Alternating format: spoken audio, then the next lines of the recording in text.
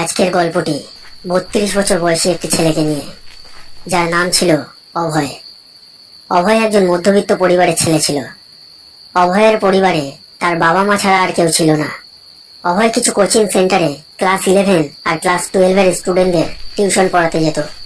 মাঝেরপুরেও একটা coaching centre ছিল, যেখানে সে সপ্তাহে 3 দিন টিউশন পড়াতে আসতো। মাঝেরপুর থেকে অভয়ের বাড়ি ফিরতে প্রায় 1 ঘন্টা লেগে যেত।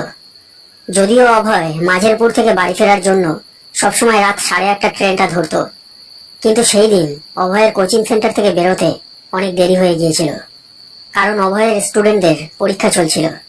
তাই জন্য সে একটু বেশি সময় ধরে পড়াচ্ছিল। অভয় আগে থেকেই তার মাকে ফোন করে বলে দিয়েছিল যে তার আজকে বাড়ি ফিরতে একটু দেরি হয়ে যাবে। অভয় আজ 11:30 লাস্ট লোকাল ট্রেনটা ধরে বাড়ি ফিরবে বলে ঠিক করেছিল। অনেকটা রাত হয়ে যাওয়ার কারণে স্টেশন প্রায় ফাঁকা হয়ে গিয়েছিল।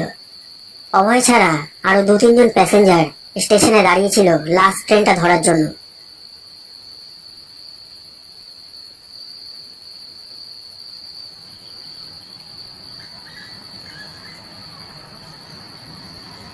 অভয় ট্রেন আসার অপেক্ষা করছিল।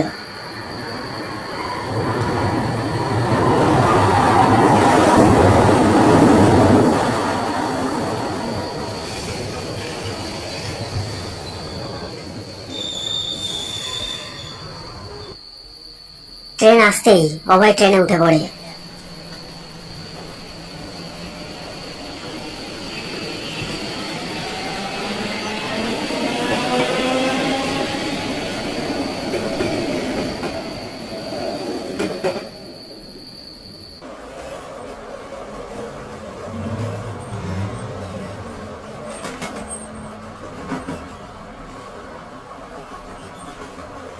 রাতের বেলায় এই সময় ট্রেনে বেশি লোক থাকতো না।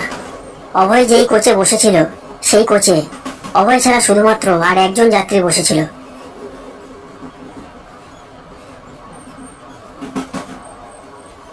ঘরে ফেরার সময় যে স্টেশনে অভয় নামতো সেই স্টেশন